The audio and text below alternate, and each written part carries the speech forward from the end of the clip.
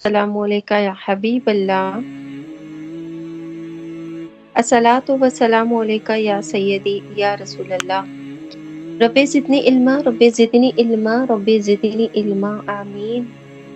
رب اشرح لی صدری ویسر لی امری واحلل عقدۃ من لسانی یفقہوا قولی، آمین ثم آمین۔ ہم آج انشاءاللہ سورہ الحدید کی آیت نمبر 16 سے 19 تک انشاءاللہ سمجھیں گے اور اس کی تفسیر کو اپنے ذہن نشین کرنے کی کوشش کریں گے۔ اللہ تبارک و تعالیٰ فرماتے ہیں اعلموا ان اللہ، جان لو کہ اللہ زمین کو زندہ کرتا ہے اس کے مرے پیچھے، بے شک ہم نے تمہارے لیے نشانیاں بیان فرما دی ہیں، بے شک ہم نے تمہارے لیے نشانیاں بیان فرما دی کہ تمہیں سمجھ ہو۔ خداوند کریم جیسا کہ سورہ الحدید میں اللہ کی راہ میں مال کو خرچ کرنے کے لیے آگاہی فرما رہے ہیں، اور اللہ تعالیٰ فرماتا ہے کہ اللہ کو یہ عمل بہت پسند ہے۔ پھر خداوند کریم نے فرمایا کہ یہ بات اچھے طریقے سے جان لو، یعنی کہ سمجھ لو کہ اللہ زمین کو زندہ کرتا ہے اس کے مرے پیچھے۔ یہ بات میں آپ کو پہلے بھی بتا چکی ہوں کہ خداوند کریم نے قرآن مجید میں کتنی جگہ بارہا فرمایا ہے کہ اللہ ہی ہے جو آسمان سے بارش کو برساتا ہے، اور پھر جب بارش برستی ہے تو پھر سبزہ اگ جاتا ہے اس میں، اور پھر اس طریقے سے ایک بنجر جو خشک زمین ہوتی ہے وہ اللہ تعالیٰ سرسبز و شاداب کر دیتے ہیں۔ خداوند کریم فرماتے ہیں ٹھیک یہ مثال میں تمہیں اس لیے دے رہا ہوں تاکہ تم اس کو سمجھو۔ قد بیننا لکم الآیات، بے شک ہم نے تمہارے لیے نشانیاں بیان فرما دی ہیں کہ تم سمجھو۔ رب العالمین فرماتے ہیں کہ ٹھیک جیسے خشک زمینوں پر جب رب العالمین بارش برسائے تو وہ نرم پڑ جاتی ہیں، ویسے ہی اللہ تعالیٰ فرماتا ہے کہ اللہ کی یاد اور اللہ سے معطر جو ذکر ہوتے ہیں، اللہ کی یاد سے جو ہر وقت دھڑکنے والے ذکر سے بھرپور دل ہوتے ہیں، رب العالمین فرماتا ہے در حقیقت یہ وہی دل ہیں جو قرآن مجید کو پڑھتے ہیں، جو اللہ کی یاد سے اپنے دلوں کو تر رکھتے ہیں۔ رب العالمین فرماتا ہے کہ ٹھیک پھر وہ سخت دل جو اللہ کی یاد سے بہرہ مند ہو جائے، جسے اللہ کی یاد بار بار ستائے، رب العالمین فرماتے ہیں حقیقت میں وہی دل دوبارہ سے زندہ ہو جاتے ہیں، دوبارہ سے زندہ ہو جاتے ہیں۔ اور اللہ فرماتا ہے کہ پھر بار بار قرآن مجید کا پڑھنا اور اللہ کے ذکر کو ہر دم قائم رکھنا، خداوند کریم فرماتا ہے کہ خداوند کریم فرماتا ہے کہ پھر سخت دلوں کو بھی ایسے ہی رب العالمین نرم فرما دیتا ہے۔ بہت آسان سی بات کو اللہ رب العالمین نے ہم تک پہنچانے کی کوشش کی ہے۔ خداوند کریم فرماتے ہیں کہ اللہ کا ذکر دلوں میں اثر پیدا کرتا ہے، اور میں اس بات کی قائل ہوں، میں اس پر یقین کیجیے کہ قائل ہوں اس بات کی کہ اللہ کا ذکر صرف اللہ کے بندوں کے دلوں پر اثر نہیں کرتا بلکہ نظر پر بھی اثر کرتا ہے۔ اسی لیے کہا جاتا ہے کہ وہ بزرگ یا وہ کوئی پیغمبر جن کی نظر بھی پڑ جائے ایک عام انسان پر تو رب العالمین اسے ولی کا درجہ دے دیتا ہے۔ یہ صرف نظر کی بات ہے، تو صرف دل تبدیل نہیں ہوتے بلکہ نظریں بھی ایسی تبدیل ہو جاتی ہیں کہ نظر کیمیا کا کام کرتی ہیں، کیمیکلز کا کام کر دیتی ہیں۔ اختلاف رائے بے شک آپ لوگوں کا حق ہے، یہ میرا نظریہ ہے جو میں نے آپ کے سامنے رکھا ہے۔ پھر اللہ تعالیٰ فرماتے ہیں کہ تمہارے لیے نشانیاں بیان فرما دی ہیں کہ تمہیں سمجھ ہو۔ تو یہاں پہ جہاں رب العالمین فرماتے ہیں کہ تمہیں سمجھ ہو، یعنی کہ اگر سمجھ رکھتے ہو، اگر تمہیں یہ پتا ہے کہ 3 وقت کا کھانا کھانا ہے، اگر تمہیں یہ پتا ہے کہ ذریعہ معاش کے لیے تمہیں بہترین اپنے لیے استعمال کرنا ہے ان ذرائع کو جس سے تم بہترین رزق روزی کما سکو، اگر تم اس بات کی عقل رکھتے ہو اور ہر کھانے کی تمیز رکھتے ہو، تو رب العالمین فرماتا ہے پھر تمہیں یہ بھی سمجھ ہونی چاہیے کہ یہ جو دلوں کی بے سکونی ہے، یہ دلوں کی بے سکونی اللہ کے ذکر سے ایسی ختم ہو جاتی ہے جیسے انسان پیدا ہونے کے بعد ہلکا پھلکا اس دنیا میں گھوم رہا ہو، پھر رہا ہو۔ اکثر لوگ کہتے ہیں کہ پتہ نہیں کیا بات ہے، پورا دن سکون سے گزر جاتا ہے لیکن یہ کہ جب رات ہوتی ہے تو ہمیں نیند نہیں آتی۔ اصل وجہ کیا ہے؟ یہ بے سکونی۔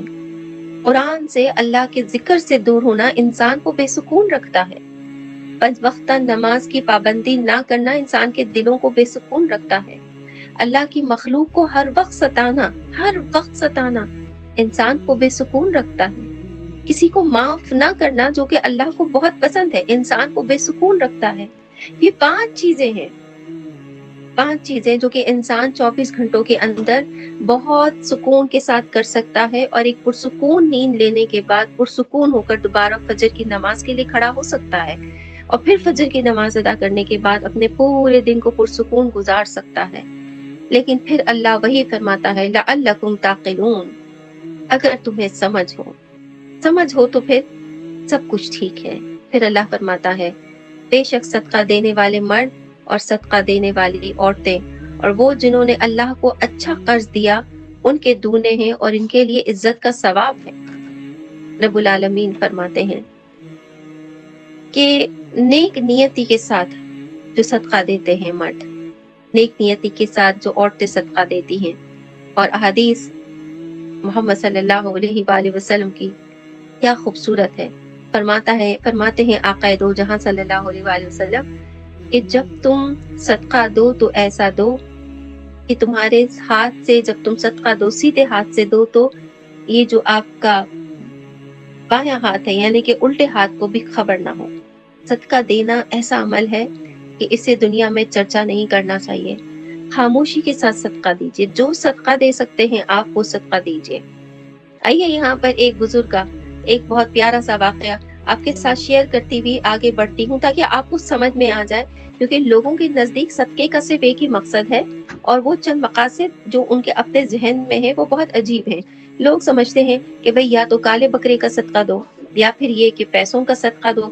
اب انسان یہ کہتا ہے کہ پیسے ہی نہیں تو پیسے کا صدقہ کیسے دے؟ انسان یہ کہتا ہے کہ جب پیسے نہیں تو کالے بکرے کا صدقہ کیسے دے، ہے نا؟ انسان کی اپنی ایک سوچ ہوتی ہے اور یہ بات کوئی اس میں سوچنے میں بری بات بھی نہیں ہے کہ کبھی کبھار انسان واقعی ایسے حالات سے دوچار ہو جاتا ہے۔ تو آئیے ایک بزرگ کا واقعہ آپ کو بتاتی ہوں۔ ایک بہت زیادہ پریشان حال کوئی شخص ایک بزرگ کے پاس گیا، تو وہ جو بزرگ کی خانقاہ تھی دیکھی تو وہ بڑی تھی، بڑی خوبصورت خانقاہ تھی۔ بہرحال وہ اندر گیا، ان کی باری آئی اور میں حضور والا میرے ساتھ یہ مسئلہ ہے۔ اس غریب انسان کو ایک بزرگ نے مشورہ دیا کہ ایسا کرو کہ تم اللہ کی مخلوق کو کھانا کھلانا شروع کر دو۔ اب وہ بیچارہ اپنا نادم دل اور نادم نگاہیں لے کر باہر نکل آیا۔ باہر نکل کر خانقاہ شریف کے باہر کسی چبوترے پہ جا کے بیٹھ گیا اور دل میں سوچنے لگا کہ اگر میرے پاس اتنا پیسہ ہوتا کہ میں مخلوق کو کھانا کھلاؤں تو میں ان کے پاس کیوں آتا۔ بہرحال اپنی پریشانی میں بیٹھا ہوا تھا، یہ سوچ کر کہ یہاں پر بھی آنا بے سود ہو گیا۔ تو سامنے سے ایک کسی شخص نے پوچھا کہ بھائی آپ اس قدر پریشان کیوں ہیں؟ فرمانے لگے کہ نہیں کچھ بھی نہیں۔ کہا حضور خانقاہ کے باہر بیٹھے ہیں، کوئی تو پریشانی ہوگی، کوئی تو بزرگ نے آپ کی مدد کی ہوگی۔ تو کہنے لگے کیا مدد کی انہوں نے تو مجھے یہ کہہ دیا کہ جا کر مخلوق کو کھانا کھلاؤ۔ میرے پاس تو اتنا پیسہ نہیں، میں کہاں سے مخلوق کو کھانا کھلاؤں؟ تو وہ شخص فرمانے لگے کہ اچھا تمہارے نزدیک مخلوق کون سی ہے؟ تو خاموش ہو گیا۔ کہنے لگا سنو، اگر تم ایک آنے کا باجرہ لیتے ہو، چاہے وہ مٹھی بھر ہو، ایک آنے کا باجرہ لو چاہے وہ مٹھی بھر ہو، اور وہ بھی جا کر تم پرندوں کو کھلا دو صدقے کی نیت سے، تو یہ پرندے بھی اللہ ہی کی مخلوق ہیں۔ تو یہ بات یاد رکھیے میرے بہنوں کہ صدقہ صرف یہی نہیں ہے کہ جس کے پاس مال ہے سوچے یار میں تو صدقہ بھی نہیں دے سکتی، میرے پاس تو اتنا مال بھی نہیں ہے۔ ایسی کوئی ضرورت نہیں ہے کہ آپ صدقہ دینے کے لیے اتنا سب کچھ سوچیں۔ صدقہ آپ کے گھر کے اندر ایک مٹھی دال بھی ہو سکتی ہے، صدقہ آپ کے گھر کے اندر سے ایک مٹھی چاول بھی ہو سکتے ہیں، صدقہ آپ کے گھر سے جب آپ اپنے گھر کے لوگوں کے لیے کھانا بنائیں تو اس میں تھوڑے سی چاول کی کوانٹیٹی زیادہ کر کے اور وہ چاول پھر آپ باہر پکے ہوئے چاول ان پرندوں کو کھلا دیجیے، یہ بھی صدقہ ہوتا ہے۔ تو صدقے کی کئی اقسام ہیں، مگر اللہ رب العالمین کی یہ بات ضرور یاد رکھیے جو کہ حدیث قدسی بھی ہے اور حدیث نبوی بھی ہے کہ جب صدقہ دو تو دائیں ہاتھ سے صدقہ دو تو بائیں ہاتھ کو بھی نہ پتہ چلے۔ آئیے میں سمجھتی ہوں کہ صدقے کا کانسیپٹ جو آج ہمارے ذہنوں میں بہت زیادہ ایک کنزرویٹو مائنڈ کے ساتھ تھا وہ یقیناً کھل گیا ہوگا۔ اب اللہ رب العالمین فرماتے ہیں وَأَقْرِضُوا اللَّهَ قَرْضًا حَسَنًا، اور جنہوں نے اللہ کو اچھا قرض دیا ان کے دونے ہیں۔ اب اللہ تعالیٰ فرماتے ہیں بس تم نے صدقہ دے دیا، اب بھول جاؤ، اب تمہارے دلوں کو بھی اللہ رب العالمین نرم کر دے گا، اور یہ کہ جو تمہارا صدقہ ہے خداوند کریم وہ بھی قبول فرما لے گا۔ بس خوش دلی اور نیت صالحہ کے ساتھ مستحقین کو صدقہ دیا جائے اور راہ خدا میں خرچ کیا جائے۔ اب اگر کوئی مال دیتا ہے، کوئی بکرا دیتا ہے، بہت اچھی بات ہے، تو اس کے لیے پھر مستحقین کا چننا ضروری ہے، اور مستحقین کے لیے آپ لوگ بھی جانتے ہیں کہ وہ جن کے گھر میں کھانے پینے کو کچھ نہ ہو، یا کبھی کوئی فاقہ ہو، یا پھر بہت زیادہ لو انکم والے وہ لوگ جن کے گھر کے اندر 7 تولہ سونا موجود نہ ہو، یا اس طرح کی اور بہت ساری چیزیں، تو خداوند کریم فرماتے ہیں کہ ان کو صدقہ دیا جا سکتا ہے، اور یہی ہے جیسے کہ راہ خدا میں خرچ کرنا۔ اور جس نے اللہ کو خوش کرنے کے لیے، اللہ کی خوشنودی کے لیے کسی کو صدقہ دیا، اس نے گویا اللہ کو قرض دیا، اور اللہ رب العالمین اس قرض کے بدلے اسے اس کا دگنا عطا فرمائے گا، اور ساتھ میں اللہ تعالیٰ فرماتے ہیں کہ ان کے لیے عزت کا ثواب بھی ہوگا، یعنی کہ وہ جنت جو اللہ نے اپنے بندوں کے لیے تیار کر رکھی ہے۔ والذین آمنوا باللہ ورسولہ، اور وہ جو اللہ اور اس کے سب رسولوں پر ایمان لائے وہی ہے کامل سچے، اور اوروں پر گواہ اپنے رب کے یہاں ان کے لیے ان کا ثواب اور ان کا نور۔ اب اللہ تعالیٰ فرماتے ہیں کہ نبی محترم صلی اللہ علیہ وآلہ وسلم آپ سے پہلے جتنے پیغمبر اس دنیا کے اندر تشریف لائے تھے، گنتی جب ہم الٹی اگر شروع کریں تو حضرت عیسیٰ علیہ السلام سے حضرت آدم علیہ السلام تک پہنچتی ہے۔ تو خداوند کریم فرماتے کہ وہ سب بھی اللہ کے پیغمبر تھے، اور انہوں نے بھی اس بات کا حکم دیا تھا کہ اللہ کی راہ میں خرچ کرو۔ تو وہ جو کامل سچے نکلے اللہ کی راہ میں، وہ بندے جو اللہ کے پیغمبروں پر ایمان لے آئے اور اللہ رب العالمین پر ایمان لے آئے، اللہ تعالیٰ فرماتے ہیں کہ خداوند کریم حشر میں ان کے ساتھ بھی بڑا اچھا سلوک فرمائے گا۔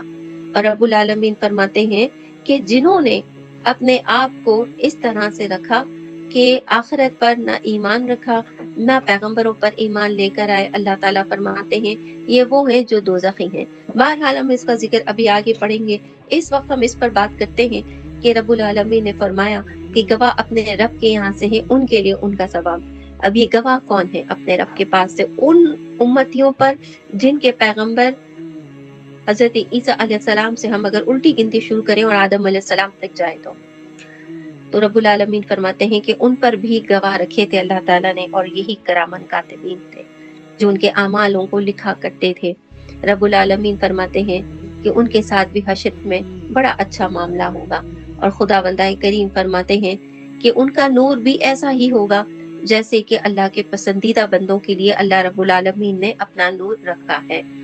یعنی کہ حضرت عیسیٰ علیہ السلام کو جس نے پیغمبر ہی جانا، جس قوم نے پیغمبر ہی جانا، اور یہ نہ کہا نعوذ باللہ من ذالک کہ عیسیٰ مسیح اللہ خدا کے بیٹے ہیں، اور اللہ رب العالمین کی کتاب کو اس نے اسی طریقے سے حفظ کر کے سمجھا جیسے پیغمبر عیسیٰ علیہ السلام نے فرمایا تھا۔ اللہ تعالیٰ فرماتے ہیں نہ وہ سود کھاتے تھے، نہ وہ اللہ کے ساتھ کسی کو شریک کرتے تھے، نہ وہ اللہ کے سوا کسی اور کی عبادت کرتے تھے۔ ان کے دل و دماغ کے اندر انجیل اس قدر پیوست تھی کہ وہ انجیل میں لکھا ہوا ہر ایک سچا فرمان اللہ کی راہ میں پورا کرنے کے انتظار میں رہتے تھے، اور اس دور میں پیغمبر محمد صلی اللہ علیہ وآلہ وسلم کے انتظار میں جنہوں نے عرب کی طرف اپنے سفر کو روانہ کیا، تو کچھ لوگ سفر ہی میں اللہ رب العالمین کی طرف لوٹ کر چلے گئے۔ تو بہرحال خداوند کریم فرماتا ہے یہ سب ونورہم ہے، ان کا نور ہے، اور ان کے لیے اللہ تعالیٰ نے بڑا اجر و ثواب رکھا ہے۔ پھر اللہ فرماتا ہے جنہوں نے کفر کیا اور ہماری آیتیں جھٹلائیں وہ دوزخی ہیں۔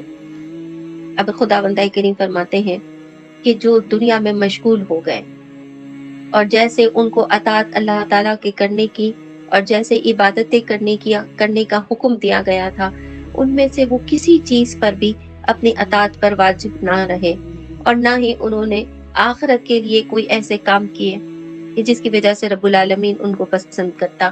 تو اب اللہ تعالیٰ فرماتے ہیں اس کی زندگانی تو بس ایسی پھیکی پڑی ہوئی رہی اور انہوں نے اللہ کی آیتوں کو بھی جھٹلایا. یعنی کہ جو کچھ لکھا ہوا تھا توریت میں، زبور میں، انجیل میں، اسے بھی جھٹلایا. اور آج اس وقت جب یہ قرآن وحی کے طور پر اتر رہا ہے نبی محترم صلی اللہ علیہ وآلہ وسلم پر، اور آقا انعامدار ہر کسی کو قرآن پڑھ کر سنا رہے ہیں، تو وہ جنہوں نے اللہ کی ان آیتوں پر بھی، جو کہ قرآن آخری کتاب، اس پر بھی انہوں نے ایمان نہ رکھا، اللہ تعالیٰ فرماتے ہیں یہ سب دوزخی ہیں. تو اعلموا انما الحیات الدنیا، جان لو کہ دنیا کی زندگی تو نہیں لعبیوں مگر کھیل کود، وَلَهُ وَزِینَةٌ اور آرائش، اور تمہارا آپس میں بڑائی مارنا اور مال اور اولاد میں ایک دوسرے پر زیادتی چاہنا، اس می کی طرح جیسے کہ اگایا سبزہ کسانوں کو بھایا پھر سوکھا، تو اسے زرد دیکھے پھر روندن ہو گیا اور آخرت میں سخت عذاب ہے. خداوند کریم فرماتے ہیں کہ یہ جو دنیا کی زندگانی ہے یہ تمہیں اپنی طرف بہت زیادہ کھینچے گی، مگر یاد رکھنا خداوند کریم نے قرآن مجید میں فرما دیا ہے کہ یہ جو دنیا کی زندگانی ہے یہ تمہارے لیے ایک کھیل کود ہے اور کچھ بھی نہیں. کھیل کود کیسا ہوتا ہے؟ جیسے کہ ہم نے ٹی وی کے اوپر کوئی میچ دیکھا، اس میں سیمی فائنل چل رہے ہیں، سیمی فائنل سے پھر فائنل ہو گیا، اب انسان بیٹھ کے اپنا وقت ضائع کر رہا ہے. مجھے سخت ایک عجیب سی کوفت ہوتی ہے ان لوگوں کو دیکھ کر جو ٹی وی کے سامنے اپنا کھیل کود میں دیکھ کر وقت ضائع کرے. کیا معاملہ، کیا انسان کی سوچ سمجھ نہیں آتی. بہرحال اللہ تعالیٰ ان لوگوں کو نیک ہدایت عطا فرمائے.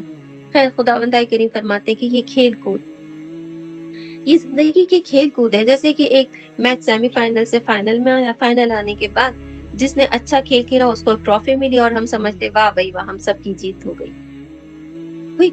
کوئی کانسیپٹ بنتا ہے، کوئی سوچ بنتی ہے اس بات کی؟ کس بات کا فخر بھائی؟ ٹھیک ہے ہمارا وطن ہے، بہت اچھی بات ہے، ہمارے وطن کو ایک بہت اچھی ٹرافی ملی، دیٹس گڈ، بہت اچھی بات ہے. مگر اس کے بیچ میں جو انسان بیٹھے ہوئے ہوتے ہیں وہ کھیل کود دیکھنے کے لیے، جس میں سے میں سمجھتی ہوں کہ 80% کو یہ بھی یاد نہیں ہوتا کہ نماز کا وقت جا رہا ہے.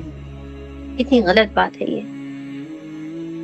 تو اللہ تعالیٰ فرماتے ہیں کہ اس کھیل کود میں اس طرح مت کھو جانا. یہ تو ایک چھوٹے سے میں نے اسٹیڈیم کا آپ کو ایک ماحول بتایا ہے، لیکن اللہ رب العالمین یہ فرما رہے کہ دنیا کا جو پوری زندگانی ہے یہ ایک اسٹیڈیم بنا ہوا ہے اور اس کے اندر کھیل کود چل رہا ہے. کوئی پیسے کمانے کی فکر میں کھیل کود کر رہا ہے، تو کوئی آرائش زندگی میں کھیل کود کر رہا ہے، تو کوئی ایک دوسرے سے اپنا مال بڑا بتانے میں کھیل کود میں لگا ہوا ہے. کسی کو بڑائی مارنی ہے. کسی بہن نے ایک چھوٹی سے نکاح کی اور ٹھیک اس کے پڑوسی نے کسی ہال کے اندر بڑے پیمانے پر نکاح کی. اب وہ چھوٹی بہن سوچے گی کہ بڑائی جس نے دکھائی، کاش کہ میں اس جیسا اپنی بچی کا نکاح کر سکتی. اب جو اس بہن نے نکاح کیا اس نے دیکھا ارے واہ بھائی 15 لاکھ کا کوئی ہال لیا گیا ہے اور اس کے اندر 25 لاکھ کا کھانا کیا گیا، تو وہ کہے گی ارے یہ تو ہے نہیں. تو یہ ساری چیزیں یہ کیا ہے؟ یہ بڑائی مارنا ہے. ہمارے دین اسلام میں نہایت سادگی کا حکم ہے. میں آپ سے یہ نہیں کہتی کہ خوشیاں مت منائیے، لیکن قرآن مجید کی اس آیت کو ضرور اپنے پیش نظر رکھیے. اللہ رب العالمین فرماتے ہیں یہ بڑائی کس لیے مارنی ہے؟ کبھی مال کا دکھاوا کر کے، تو کبھی اولادوں کا دکھاوا کر کے. خدا بندہ کریم ساتھ میں یہ بھی فرماتے ہیں کہ یہ جو دنیا کی طلب ہے یہ تمہیں آخرت کی فکر سے بے پرواہ کر دے گی. یہ دنیا کی طلب، اور پھر تم اسی دنیا کے ہو کے رہ جاؤ گے. اور رب العالمین فرماتے ہیں کہ ایسا مت کر کے آنا، اس لیے کہ اگر تم نے ایسا کیا تو یاد رکھنا کہ تم نے دیکھا ہوگا کہ بارش جب برستی ہے تو کسی کا اگایا ہوا سبزہ کسانوں کا بھایا پھر سوکھا. یعنی کہ کسی کا تو کسانوں کا سبزہ ایسا ہوتا ہے جہاں پر بڑائی کی واقعی ضرورت ہے، یعنی کہ مال کی ضرورت ہے. مثال دے رہا ہے رب العالمین کہ کہیں واقعی مال کی ضرورت ہوتی ہے، جیسے اللہ تعالیٰ فرماتا ہے کہ واقعی بنجر زمینوں کو بھی کہیں کس کی ضرورت ہوتی ہے؟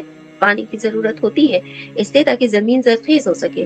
ٹھیک ویسے ہی انسان اللہ تعالیٰ فرماتے تمہیں بھی مال کی ضرورت ہے، مگر یہ سمجھو کہ بہت زیادہ اگر میں بارش برسا دوں اور کسان مال جمع کر کے رکھے تو پھر کیا ہوگا؟ اس کا سارا مال، اس کا سارا اناج بہہ جائے گا، بہہ جائے گا۔ تو خدا بندہ کریم اسی طریقے سے سمجھا رہے ہیں کہ اے انسانوں، اس بات کو سمجھو کہ تمہارا بہت زیادہ طلب دنیا میں مشغول ہو جانا تمہاری نیکیوں کے اعمال کو اس طریقے سے رون دیتا ہے کہ جیسے تم نے کچھ کمایا ہی نہ ہو۔ کیا ہوگا؟ بہت زیادہ اگر بارش آ گئی اور کسان نے بہت مال جمع کر کے رکھا تو آخر میں تو اس مال کے اندر سیڑن ہو جائے گی، وہ مال میں کیڑا لگ جائے گا۔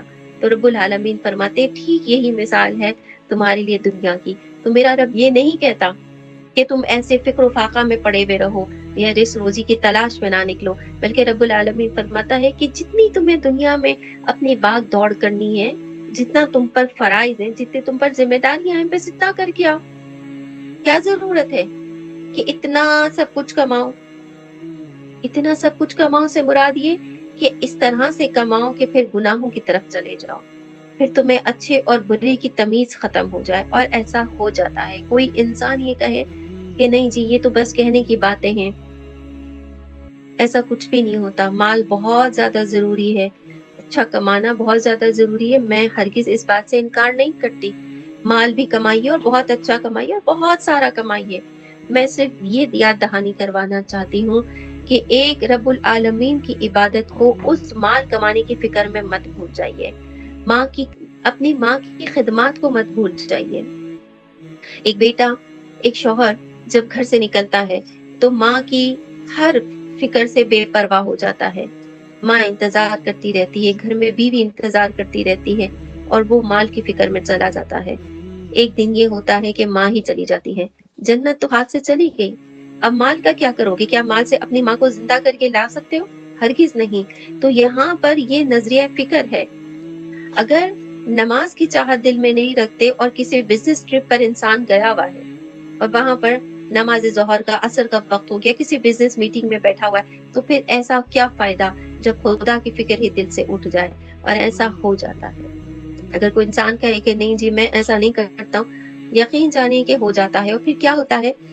جب ایک دفعہ ہوتا ہے نا تو انسان کہتا ہے ایک دفعہ ہی ہوا ہے، دوسری دفعہ نہیں ہوگا، مگر پھر وہ دوسری دفعہ کرتا ہے، پھر تیسری دفعہ کرتا ہے، پھر چوتھی دفعہ کرتا ہے، پھر کرتے کرتے کرتے کرتے اسے اس چیز کی عادت پڑ جاتی ہے اور وہ یوں روز آخرت سے بے پرواہ ہو جاتا ہے۔ تو خدا بندہ کریم فرماتے ہیں کہ یہ مت کرو، ہرگز ایسا مت کرو۔ ایک اور بات کی طرف میرے رب نے بڑی کامیابی کے ساتھ ہم پر اشارہ فرمایا ہے۔ خدا را غور فرمائیے، اللہ فرماتا ہے اولادوں میں ایک دوسرے پر زیادتی چاہنا، یعنی کہ اگر کوئی بیٹا زیادہ کما کے آ رہا ہے تو پھر اس کی پلیٹ پہ 2 بوٹیاں زیادہ ڈالنا، اور یہ بھول جانا کہ وہ بھی اولاد ہے جو آپ کے گھر میں کم پیسے لے کر آ رہا ہے۔ معذرت سے حق بات قبول کیجیے گا، یہ ہمارے معاشرے کی بہت بڑی گمراہی ہے، بہت بڑی گمراہی ہے۔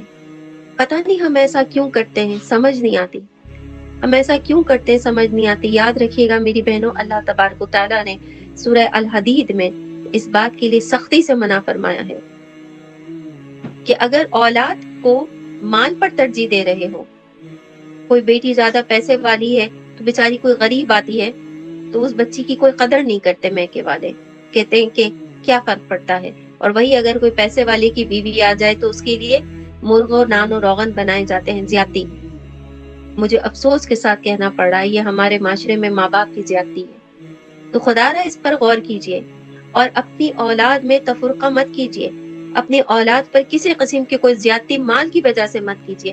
ہاں اگر کوئی نیکیوں میں سبقت رکھتا ہے بچہ تو اس کو ضرور کہیے کہ دیکھو بیٹا ہم چاہتے ہیں کہ یہ جیسا نیک ہے تم بھی ویسا ہی نیک بنو۔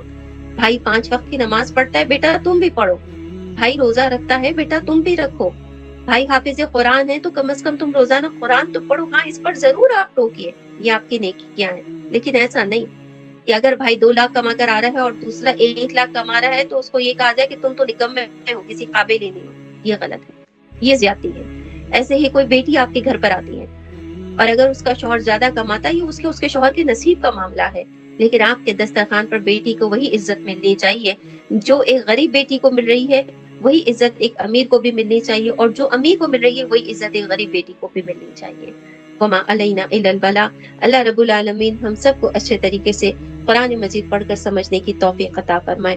میں جانتی ہوں کہ ایک رکوع تک ہم نے پڑھا تھا فہمیدہ، مگر تھوڑا سا معاملہ آگے تک ہو گیا، تو میں چاہ رہی تھی کہ اس بات کو مکمل طور پر ایک طریقے سے سمجھا دیا جائے۔ دعاؤں کے لیے ہاتھ بلند فرمائیے۔